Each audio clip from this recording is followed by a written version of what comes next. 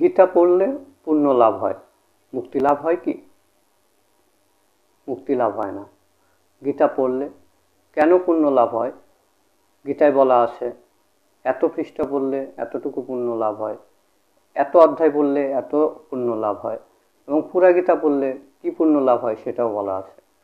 পুণ্য লাভ আর মুক্তি এক বিষয় নয়। আমি গীতা পড়লাম, আমার পুণ্য অর্জন হলো, কিন্তু সেই পুণ্য বলে আমি যে মুক্তি লাভ করব এটা কিন্তু না। হ্যাঁ, গীতায় বলা আছে ভক্তি মুক্তি 18 অধ্যায়। এই গীতা শাস্ত্র পাঠ করে সে মোক্ষ লাভ করবে, ঠিক আছে, কিন্তু এই মোক্ষ লাভের পদ্ধতিটাও গীতাতে বলা আছে। গীতাতে বলা আছে আপনি কিভাবে এই পৃথিবীর মায়া ত্যাগ করবেন, কিভাবে সৃষ্টিকর্তার প্রতি, কৃষ্ণের প্রতি, ভগবানের প্রতি আপনি আপনার একাত্মতা তৈরি করবেন, সেই বিষয়গুলো বলা আছে। শুধু গীতা পড়লেই মোক্ষ লাভ হবে না। গীতা পড়ে সেই বিষয়গুলো, যে বিষয়গুলো গীতাতে লেখা আছে সেই অনুযায়ী জীবন আচরণ করতে হবে। গীতা একটা জীবন পদ্ধতি, একটা জীবন বিধান। সেই বিধান মতো চললে তারপরে আমরা মুক্তি লাভ করব বা ঈশ্বরের পদে শেষ অবস্থান তৈরি হবে। দেখেন, গীতায় প্রথমে বলা আছে যে অধ্যায়টা, সেখানে স্পষ্ট করে বলা আছে কিভাবে আমি আমার এই পৃথিবীর মায়া মোহ সেটাকে থেকে নিজেকে সরিয়ে আনব।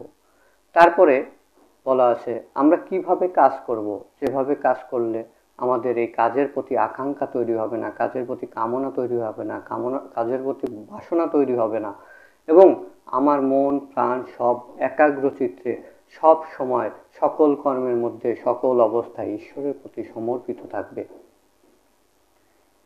সেই মতে আমরা পৃথিবী থেকে আমাদের মায়ামোহ দূর করতে পারি। তারপরে বলা আছে যে আমরা ঈশ্বরের প্রতি একাগ্রতা কিভাবে আনব। সেখানে অভ্যাস যোগের কথা বলা আছে, যোগাসনের কথা বলা হয়েছে। সেই অভ্যাস যোগ এবং যোগাসনের মাধ্যমে আমরা ঈশ্বরের প্রতি একাগ্রতা আনব। একাগ্রতা প্রাথমিকভাবে নাও আসতে পারে, সেটা অভ্যাস যোগ এবং যোগের মাধ্যমে আমাকে সেটা অর্জন করতে হবে। এবং লাস্টে গিয়ে বলা হয়েছে যে কিভাবে জ্ঞান বিজ্ঞান যোগের মাধ্যমে আমরা ঈশ্বরের প্রতি নিজেকে সমর্পিত করে মোক্ষ লাভ করতে পারি। সুতরাং এই যে কথাগুলো গীতাতে বলা আছে সেই কথাগুলো আমাকে মানতে হবে, আমার জীবন বিধানের মধ্যে আনতে হবে। তাছাড়া শুধু গীতা পড়ে মুক্তি লাভ সম্ভব না। সুতরাং শুধু গীতা পড়লে বা গীতা শুনলে আমার মোক্ষ লাভ মুক্তি লাভ হবে না।